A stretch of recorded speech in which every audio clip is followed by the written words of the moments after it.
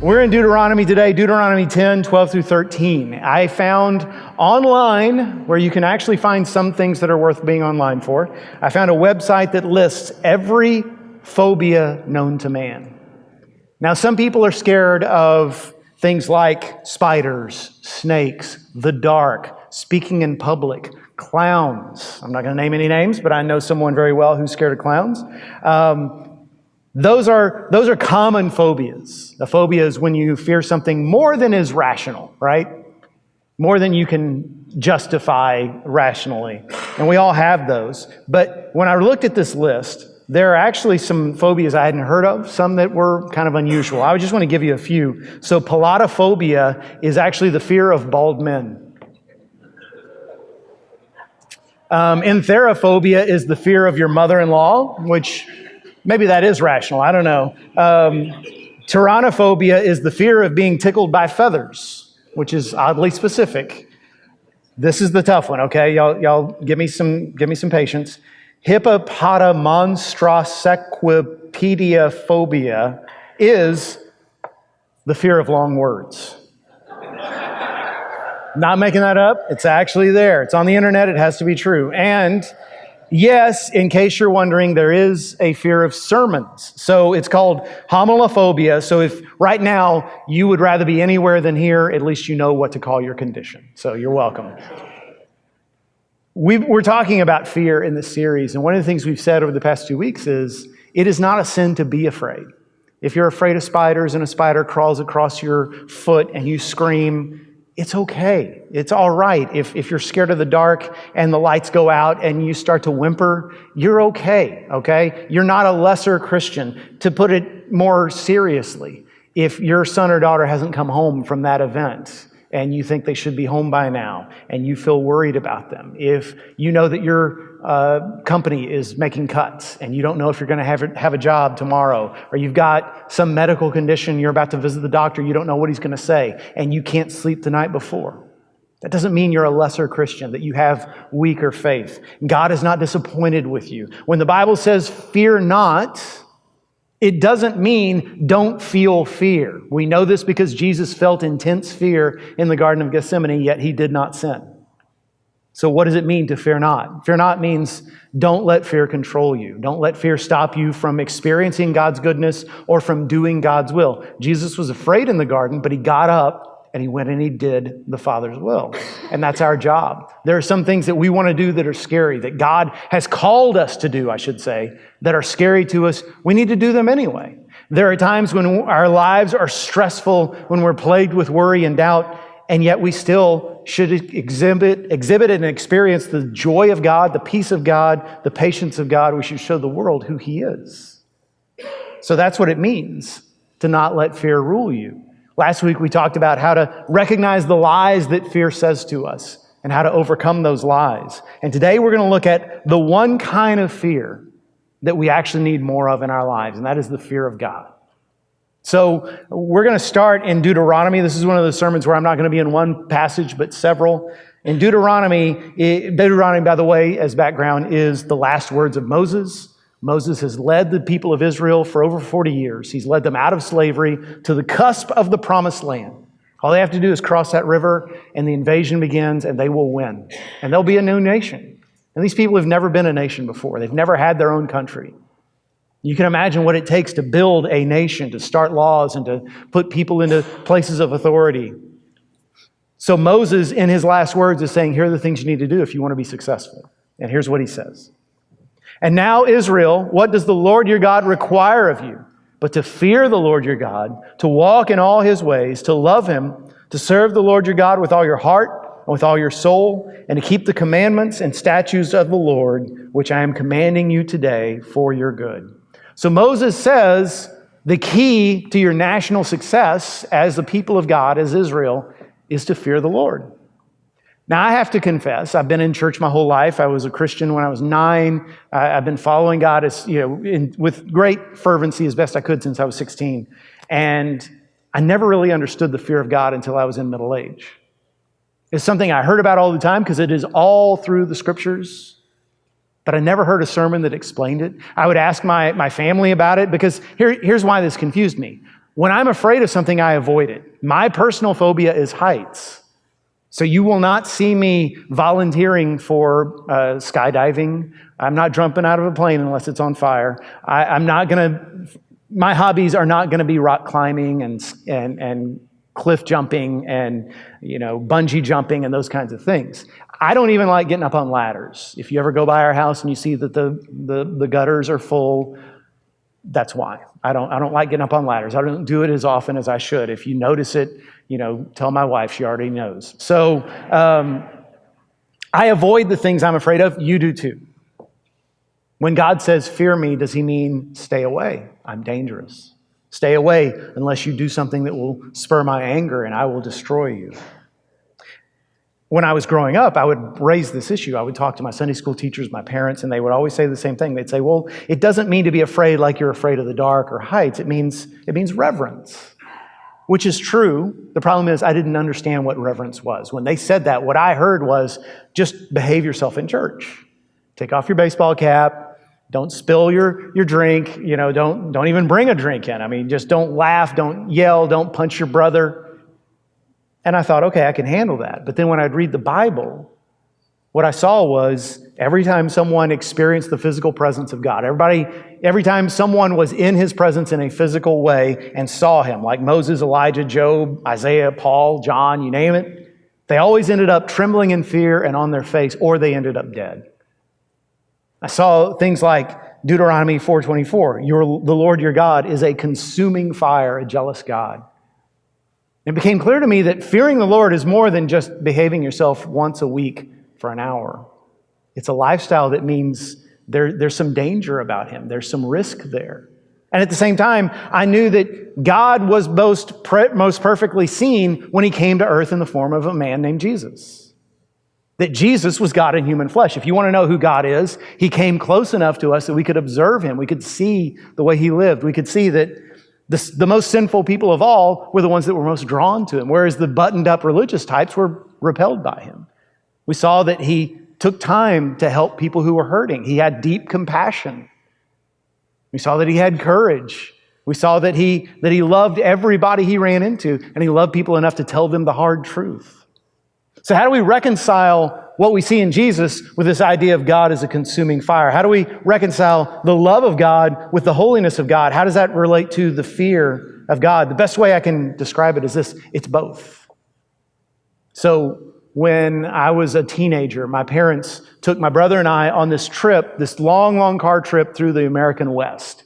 My dad had just bought this new Ford van, this big van with captain's chairs in all four places. We could each have our own spot. I think part of his motive was my brother and I couldn't fight if we were separated by that far. But we drove through Colorado, Utah, Nevada, down through California. We went the length of California. We stopped at Yosemite and several other places.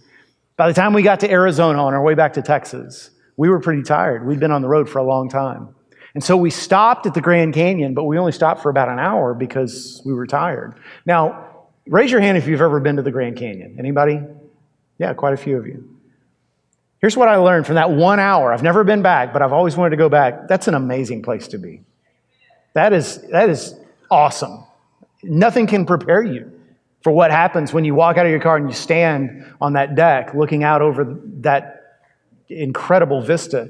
And in fact, I learned this week as I was getting ready for this message, that's the second most visited national park in the United States. 6 million people a year visit the Grand Canyon. The first most visited is the Great Smoky Mountains Park, which everybody says the reason why it's visited so often is there's a bunch of large cities nearby. Charlotte, Knoxville, Nashville, Atlanta, all these cities that are within driving distance. There's nothing close to the Grand Canyon. Maybe Phoenix? So all these, Flagstaff, thank you. I appreciate you. Yeah. Why are we driving all the way out into the middle of a desert to see this? Well, because it takes your breath away, because it's worth seeing. And yet, you might say to yourself, well, Jeff, if you were scared of heights, why did you enjoy that place so much? Well, because I followed the rules. There's every year 2 or 3 people a year who die from falls at the Grand Canyon. And what I read online was most of them were because, and this is a quote, of overly zealous photographic endeavors. There are rules. I mean, if you want to take a selfie right on the edge of the chasm, that's your business, but you're breaking the rules and you're probably going to pay. You're doing a very foolish thing. When Moses talks about the fear of God, he mentions love the Lord, but he also mentions walk in his ways. He also mentions follow his commandments. He also mentions do what is right. God has created commands and boundaries for us. Why? Because he hates us and he wants us to be miserable? Because he wants to test who's really good so those people get into heaven? No, that's not what the rules in the Bible are about. They're God saying, I know more than you do. I am a holy God and I hate sin. And I want to spare you from the ravages of it. So to fear the Lord is to be drawn to him, to know that he is like nothing else, to know that I want to be in his presence as often as possible because nothing else comes close. And at the same time to know I'm not God. He is holy. He is not like my spouse. He's not like my roommate. He's not like my fishing buddy. He's not like the person I go shopping with. He is other. He is greater. He is holy. And I have to respect his holiness and his righteousness and his hatred of sin. It is both of those things. Now, some of you perhaps have come from a Christian background that embraces a more liberal or progressive theology that essentially says we can take the Bible and we can filter out the parts of it that are no longer relevant today by saying, well, we now are more enlightened. And so therefore, these commands that have to do with these subjects over here maybe don't really apply to us anymore because they don't fit with our contemporary ways of thinking. That is what we would call progressive or liberal theology. And I would say that is half of the fear of God. That's embracing his love. That's embracing the idea that he embraces all people and that he is wonderful and he's greater than anything on earth. But it's not reckoning with his holiness. It's ignoring his commandments. It's ignoring his authority, his ability to say, doesn't matter what this world says, this is what is right and this is what is wrong. You don't worry about being on the right side of history. If you're on my side, you are on the right side of history. But on the other hand, if you came from a church environment, and this is probably the case with more of you than the previous example, where things are very legalistic, where you came from the worst kind of fundamentalism, where there's a lot of anger, there's a lot of judgment, there's a lot of looking at other churches and saying they're going to hell, but we're okay. If you came from an environment where everybody's always seems to be out to get someone else, out to find your sin and expose it, or out to rail about the sin that they saw on that celebrity on television or that politician. It's all about finding other people's sin and exposing it. It's all about being angry, mostly because other people are having more fun than you are.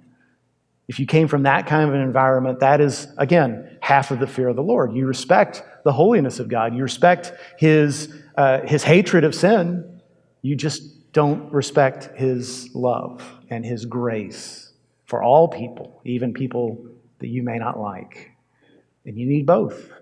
You need his love and you need his holiness. And that's when you get the fear of the Lord, when you embrace both of those concepts.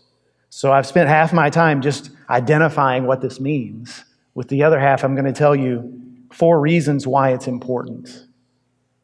I know this is a Baptist church. It's supposed to be 3 points. I'm the preacher, deal with it. So 4 points, 4 reasons why the fear of the Lord is important. Number 1, the fear of God protects us. When you get to Exodus 20 is where we get the 10 Commandments. Toward the end of that chapter, you find verse 20 that says, do not be afraid. The Lord has come to test you so that the fear of God will be with you to keep you from sinning. That's an interesting way to phrase it. Moses had a way with words, but it sounds contradictory. He says, do not fear, the fear of the Lord will protect you. It's almost like he's saying, don't be afraid, be afraid. But what is he really saying? He's saying if you fear God, then really you have nothing else to fear.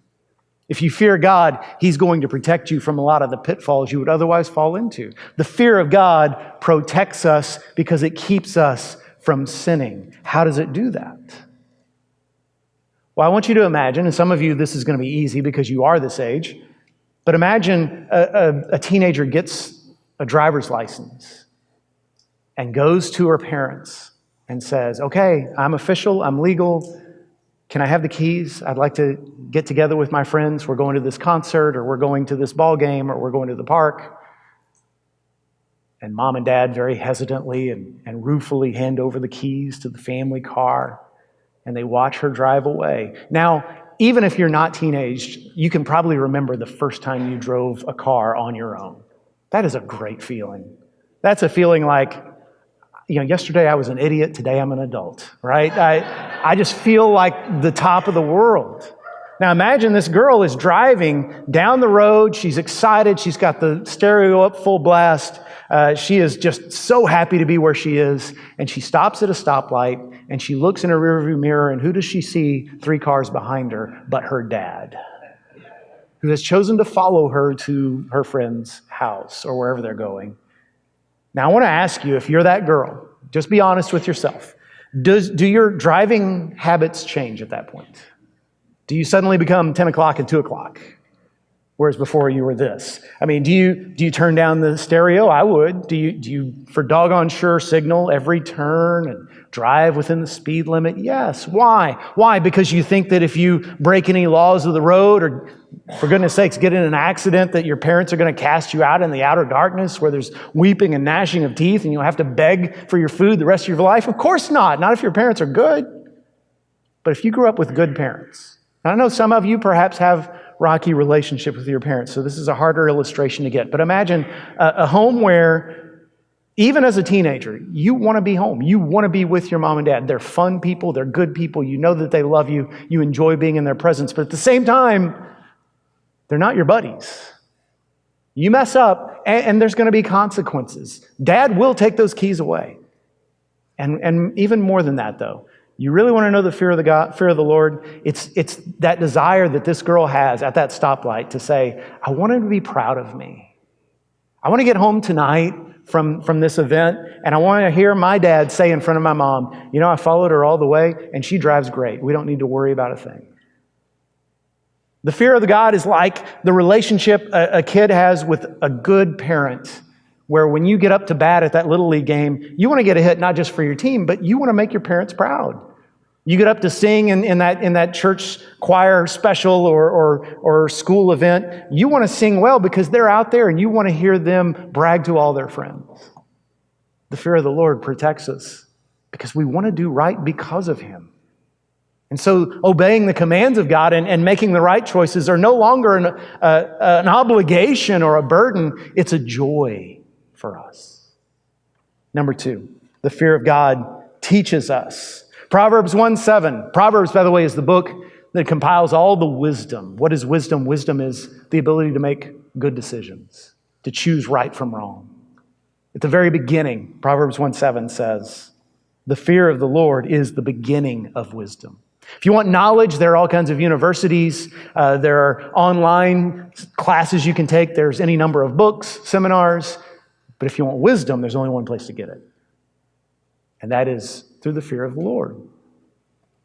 When I was a senior in high school, we got a new teacher in one of my favorite subjects. And she was a very young woman. She was right out of college, which meant she was only about 4 years older than we were. And she seemed very sweet. And at first I thought this is going to be a great year. But then the members of my class who were a little more difficult, a little more push the boundaries, they were quick to sense, like blood in the water. They were quick to sense, this woman doesn't really want to be our teacher. She wants to be our friend. She wants to be one of us.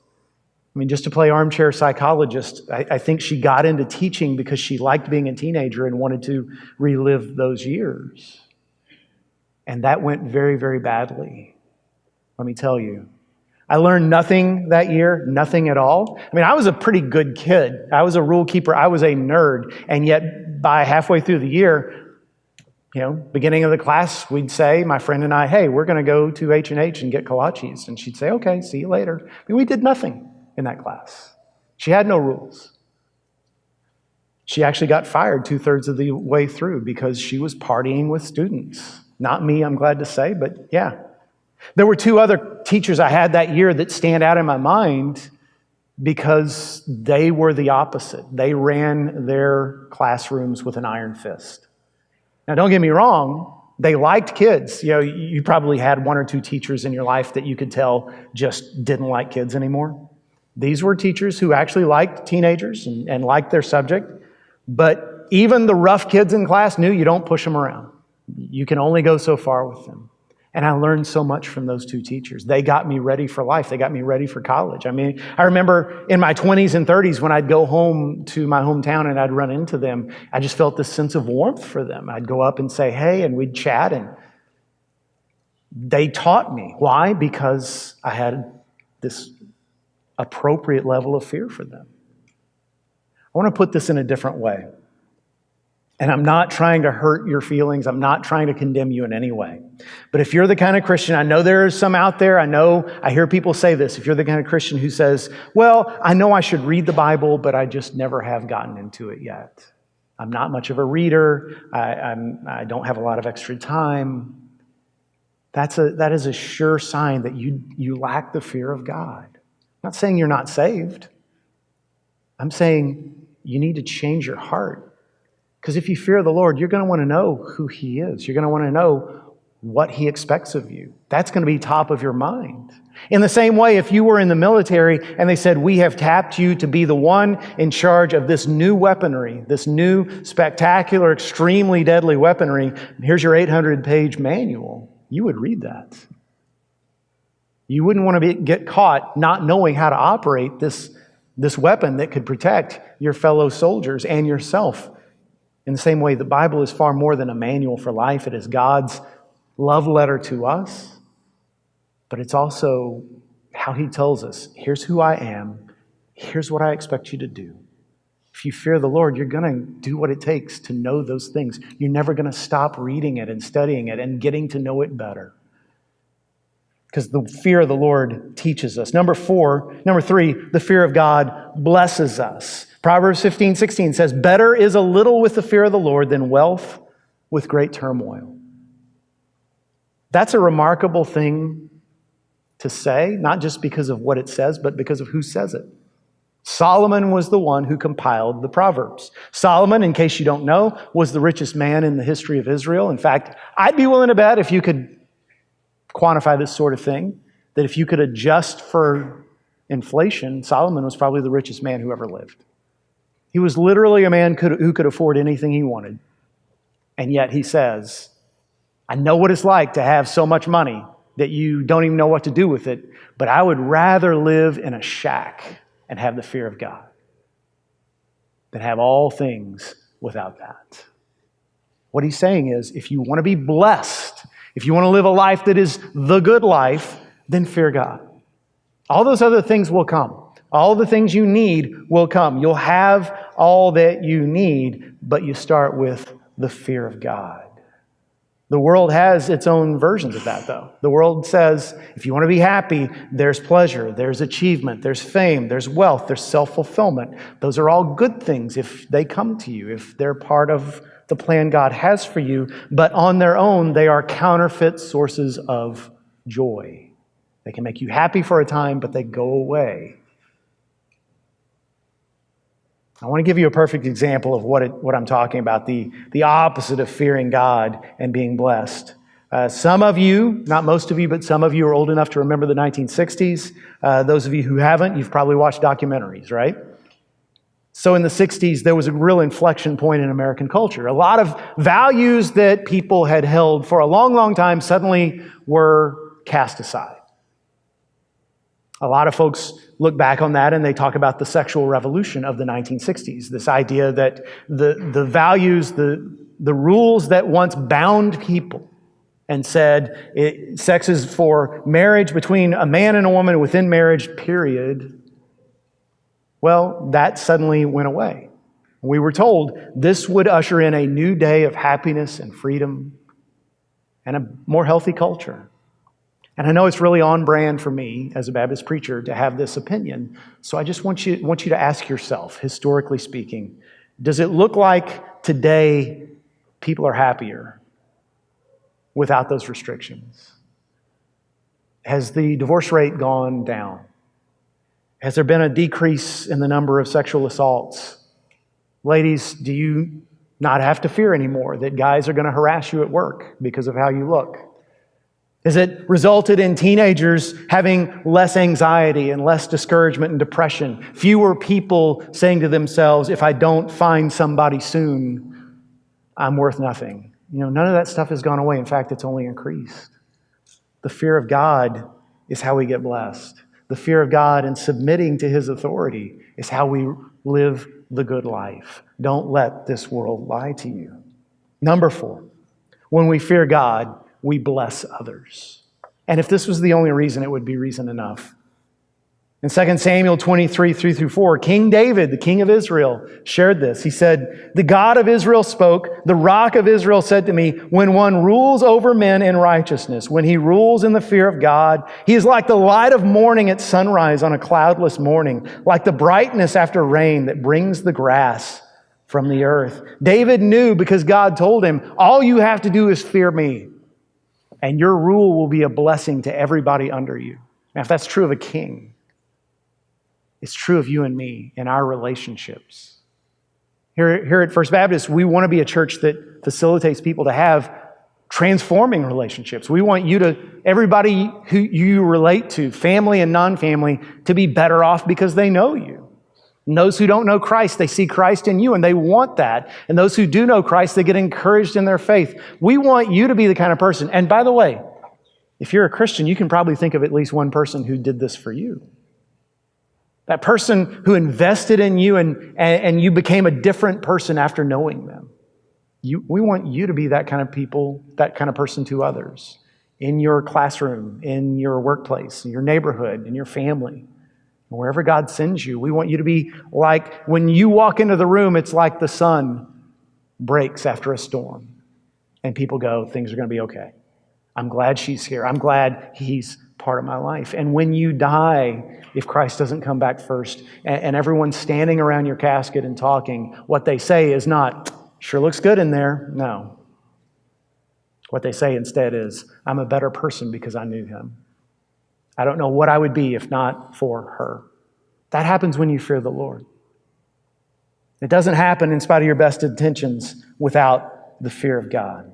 So how do we do this? How do we cultivate the fear of God? If you say, that sounds good, Jeff, but I don't fear him. I know based on what you've said, I don't fear him. How do I get there? It's very simple. You just spend time in his presence. I talked to somebody once, and I was talking about the Grand Canyon, and this person said, I don't know. I can't see driving all that way to look at a hole in the ground. And I said, I understand why you say that, but you need to go see it, and your mind will change. And that's the case with the presence and the power of God. If you're sitting there saying, you're doing a great job selling, preacher, but it just doesn't sound that appealing to me. Spending time reading the Bible, spending time sitting in a church service, praying, all this time getting into his presence, I don't know. There's a lot of other priorities I have in life. All I can say is try it. Give it a month. Establish some new habits of reading God's word and being amongst his people. If you don't like this church, there's plenty of other good ones. Go there with my blessing, but spend time with him. And what you'll find is that God is not this angry deity who stands a far distance off and says, only if you're really good can you get to me. And he's not, basically a deified version of Bob Ross or Mr. Rogers who just walks around being happy all the time. He is a God who is holy and he is a God who is loving, both at the same time. And we see that best at the cross.